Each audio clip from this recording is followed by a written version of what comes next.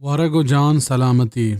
عن المقدام بن معدي كرب رضي الله عنه قال: سمعت رسول الله صلى الله عليه وسلم يقول: مقدام بن معدي كرب رضي الله عنه قشيد چدرن واجه من اشكتق كواجه صلى الله عليه وسلم قشتق: ما ملأ آدمي وعاء شرا من بطني بحسب ابن آدم أكلات يقمن صلبه. بني آدم چلاپا گنترین درپ نیست که پر کتگ و مردم یک دو لقمه بسند که سرین تشک بی. فإن كان لا محالة فثلث لطعامه وثلث لشرابه وثلث لنفسه. اگا هنگت گیشتر مان کنت گوڑا سیک پا آپا و سیک پا نانا و سیک پا ساها بکنت. رواه الإمام أحمد والترمذي والنسائي وابن ماجه وقال الترمذي حسن. ند أحمد ترمذی و نسائی و ابن ماجه هستے. امام ترمذیہ ای حسن گشتگ.